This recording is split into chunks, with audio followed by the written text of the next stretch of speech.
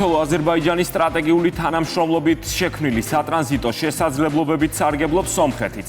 ახალქალაქი ყარსის რკინიგზა სომხეთისთვისაც გაიხსნა და ქვეყანას ევროკავშირთან სარკინიგზო კავშირი საქართველოსა და თურქეთის გავლით უკვე აქვს. სომხეთის პრემიერმა თბილისსა და ანკარას მადლობაც გადაუხადა.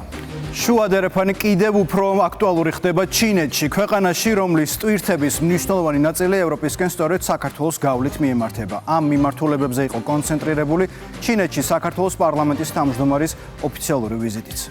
რკინიგზა, პორტები, ლოგისტიკა, თავისუფალი ვაჭრობა და ჩინური ტვირთების ევროპისკენ გადაადგილება.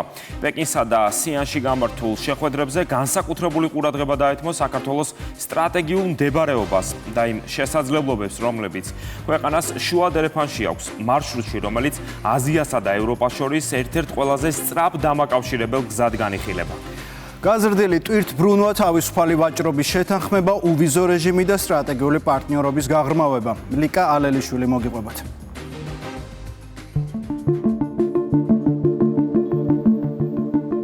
ჩინეთი თანამედროვე მსოფლიოს ერთ-ერთი ყველაზე გავლენიანი ქვეყანა, რომელმაც უძველესი ცივილიზაცია ტექნოლოგიურ და ძლიერ ეკონომიკურ ძალად გარდაქმნა და რომელთან თანამშრომლობაც ყველას სურს. თავად ჩინეთის ხელისუფლება ყველა ქვეყანასთან არ თანამშრომლობს. ჰყავს თავისი ფავორიტები და სწორედ მათ შორის არის საქართველო, განსაკუთრებით კი ბოლო პერიოდში. პეკინსა და თბილისს შორის სტრატეგიული ურთიერთობების გაღრმავების მაგალითია საქართველოს პარლამენტის თავმჯდომარის ოფიციალური ვიზიტი ჩინეთში, რომელიც ბოლო 20 წლის განმავლობაში პირველად შედგა. სწორედ საქართველოსა და ჩინეთს შორის ეკონომიკური და პოლიტიკური კავშირების გაღრმავება, სტრატეგიული პარტნიორობა და თავისუფალი ვაჭრობის მნიშვნელობა იყო საქართველოს პარლამენტის თავმჯდომარის შალვა პაპუაშვილისა და მისი ჩინელი კოლეგის შეხვედრის მთავარი თემა. ბოლო წლებში ორი ქვეყნის ლიდერების სტრატეგიული ხელმძღვანელობის პირობებში ჩინეთმა და საქართველომ დაამყარეს სტრატეგიული პარტნიორობა, რის შედეგადაც ორმხრივი ურთიერთობები განვითარების ახალ ეტაპზე გადავიდა. ჩინეთის სახალხო წარმომადგენელთა ეროვნული კონგრესი მზად არის საქართველოს პარლამენტთან ერთად იმუშაოს ჩვენი ორი ქვეყნის ლიდერებს შორის მიღწეული მნიშვნელოვანი შეთანხმების განხორციელებაზე, გააგრძელოს ორ ქვეყანას შორის ტრადიციული მეგობრობის განმტკიცება, გააძლიეროს გაცვლითი და თანამშრომლობითი ურთიერთობები და კიდევ უფრო გაამდიდროს ჩვენი სტრატეგიული პარტნიორობის შინაარსი. საქართველოს პარლამენტის თავმჯდომარემ ჩინელ კოლეგასთან აქცენტი შუა დერეფნის როლზე, ეკონომიკურ თანამშრომლობაზე, ინვესტიციების მიმართულებასა და დაკავშირებადობის გაძლიერებაზე გააკეთა. სპიკერმა საქართველოსა და ჩინეთს შორის სტრატეგიული პარტნიორობის დამყარების შესახებ ხელშეკრულების მნიშვნელობაზეც ისაუბრა. მოგვეცა შესაძლებლობა, რომ ბოლო 20 წლის განმავლობაში საქართველოს პარლამენტის თავმჯდომარის პირველი ვიზიტი გქონოდა ჩინეთში.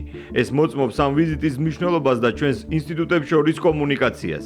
საქართველოს-ჩინეთის ურთიერთობამ ბოლო წლებში შესანიშნავი წინსვლა განიცადა.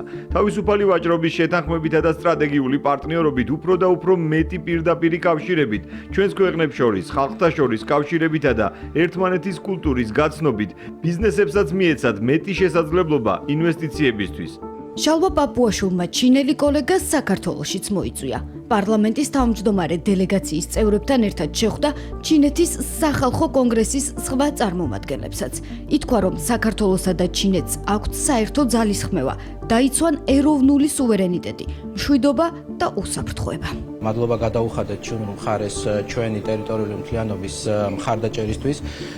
ასევე დავარწმუნეთ ჩინური მხარე, რომ ჩვენ ვიქნებით ერთგული ერთიანი ჩინეთის პოლიტიკისა. საუბარი შეეხო ასევე საპარლამენტო განზომილებას, ჩვენ ვისაუბრეთ პარლამენტებს შორის უფრო მჭიდრო კავშირის დამყარებაზე. ჩინეთი თავისი ბოლო აწლეულის განმავლობაში ძალიან სწრაფი ტემპით ვითარდება როგორც ეკონომიკური, ასევე ტექნოლოგიური მიმართულებით, რა თქმა უნდა, საქართველოსთვის ის განსაკუთრებულად საინტერესო ქვეყანა არის თანამშრომლობისთვის. ჩინეთის მხარე მზად არის გაღრმავდეს ჩვენ შორის ურთიერთობები და სტრატეგიული პარტნიორობა ავიდეს უფრო მაღალ დონეზე, შევეხეთ ძალიან ბევრ მიმართულებას, რომელიც მნიშვნელოვანია ჩვენი ქვეყნის და ორმხრივი ურთიერთობების განვითარებისთვის. პარლამენტის თავმჯდომარემ საქართველოს სტრატეგიულ გეოგრაფიულ მდებარეობასა და დაკავშირებადობის მიმართულებით არსებულ დიდ პოტენციალზე ისაუბრა ჩინეთის საგარეო საქმეთა უნივერსიტეტშიც, სადაც მოხსენებით გამოვიდა. პეკინში მდებარე ეს საჯარო უნივერსიტეტი, რომელიც ჩინეთის საგარეო საქმეთა სამინისტროსთან არის აფილირებული, ცნობილია როგორც ჩინელი დიპლომატების აკვანი. უნივერსიტეტში სიტყვით საქართველოს ჩინეთის საპარლამენტო მეგობრობის ჯგუფის ხელმძღვანელი გიორგი ვოლსკიც გამოვიდა. საკმაოდ საინტერესო ასვლა გასვლა გამოსვლა იყო ზოგადად მსოფლიოში მიმდინარე პროცესებზე, რეგიონში არსებულ ვითარებაზე და იმ პერსპექტივაზე, რაც გააჩნია მსოფლიოს, როდესაც ეს დაპირისპირებების ცხელი ფაზა დამთავრდება და იმედია, რომ გადავა უკვე მსოფლიოს ახალ დღის წესრიგს. როცა ჩვენ ვლაპარაკობთ საქართველოს როლზე, თქვათ აღმოსავლეთისა და დასავლეთის დაკავშირებასთან დაკავშირებით შუა დერეფანზე, წარმოუდგენელია ეს როლი ჩინეთის ჩინური ტვირთების გარეშე და ამიტომ ძალიან მნიშვნელოვანია სწორედ მჭიდრო ურთიერთობები ჩინეთთან. ჩინეთის დედაქალაქიდან პარლამენტის თავმჯდომარემ და დელეგაციის წევრებმა შანსის პროვინციის ქალაქ სიანში გადაინაცვლეს. ქალაქში, რომელიც ისტორიულად აბრეშუმის გზის საწყისი და ჩინეთის პირველი დამაკავშირებელი იყო დასავლეთთან, ახლა კი შუა დერეფნის ნაწილია. სწორედ ტრანსკასპიური პროექტის მნიშვნელობასა და საქართველოს როლზე ისაუბრა პარლამენტის თავმჯდომარემ შანსის პროვინციის კომიტეტის მდივანთან ორმხრივ შეხვედრაზე. დღეს ჩვენს ორ ქვეყანას შორის მოქმედებს უვიზო რეჟიმი და თავისუფალი ვაჭრობის შეთანხმება, რომელმაც უკვე მოიტანა კონკრეტული ეკონომიკური შედეგები. სავაჭრო პროდუქციის დაახლოებით 95% გათავისუფლებულია გადასახადებისგან და თავისუფალი ვაჭრობის შეთანხმების ფარგლებში ექცევა. ისტორიულად საქართველოს აბრეშუმის გზის ნაწილი იყო, ხოლო დღეს ტრანსკასპიური მარშრუტის, ეგრეთ წოდებული შუა დერეფნის ნაწილია. ამ გზამ მნიშვნელოვანი როლი ითამაშა როგორც ჩვენს ეკონომიკურ, ისე კულტურულ განვითარებაში. საქართველოს როგორც ჩინეთის პირველი სტრატეგიული პარტნიორი სამხრეთ კავკასიის რეგიონში. თანამშრომლობის გაძლიერების აუცილებლობაზე ისაუბრა მასპინძელი ქვეყნის წარმომადგენელმაც. გამოითქვა მზაობა სავაჭრო ურთიერთობების გაღრმავებისთვის და ითქვა, რომ ექსპორტის ზრდასთან ერთად მნიშვნელოვანია ქართული პროდუქცია ჩინურ ბაზარზე უფრო ფართოდ შევიდეს. გასული 34 წლის განმავლობაში ორივე მხარე ყოველთვის იცავდა ურთიერთპატივისცემისა და ურთიერთგაგების პრინციპებს და მუდამ მიჰყვებოდა ურთიერთსარგებლის გზას.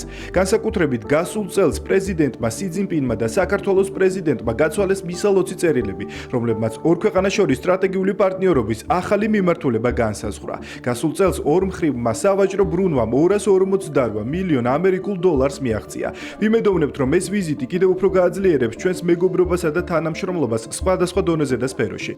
სამდღიანი ისტორიული ვიზიტი ჩინეთის სახალხო რესპუბლიკაში პარლამენტის თავმჯდომარემ ვაჭრობის, ეკონომიკის, ტურიზმის, თანამედროვე ტექნოლოგიების, კულტურისა და განათლების სექტორებში საქართველოსა და ჩინეთს შორის თანამშრომლობის გაღრმავებისთვის გამოიყენა. ნათელი არის, რომ ჩინეთის ხელისუფლებას და ჩვენ გვაქვს აბსოლუტურად იდენტური მიდგომა, რომ საერთაშორისო სამართლის პატივისცემას უნდა დაუბრუნდეს ყველა ქვეყანა. სიანი, ამ რეგიონის დედაქალაქი გახლავთ აბრეშუმის გზის საწყისი წერტილი ისტორიულად და ამხრივაც მნიშვნელოვანი არის, ვინაიდან საქართველოს სწორედ როგორც დამაკავშირებელი ჩინეთისა და ევროპის, როგორც ერთ-ერთი მთავარი რგოლი აბრეშუმის გზის გზაზე არის დაინტერესებული, რომ ქონდეს ძალიან მჭიდრო ურთიერთობები ჩვენს კოლეგებთან ჩინეთში. სამი დღის განმავლობაში დაიგეგმა ახალი პროექტები საქართველოსა და ჩინეთს შორის. აღინიშნა საქართველოს როლი შუა დერეფნის პროექტში. დადასტურდა სტრატეგიული და სავაჭრო ეკონომიკური ურთიერთობების გაღრმავების მზადყოფნა. ასე დასრულდა ბოლო 20 წლის განმავლობაში საქართველოს პარლამენტის თავმჯდომარის პირველი ოფიციალური ვიზიტი ჩინეთის სახალხო რესპუბლიკაში. სახელმწიფოში, რომელთან თანამშრომლობასაც მსოფლიოს თითქმის ყველა ქვეყანა ცდილობს. ჩინეთის კარი კი საქართველოსთვის ფართოდ არის გაღებული, რასაც სტრატეგიული პარტნიორობის ხელშეკრულება ოფიციალურად ადასტურებს.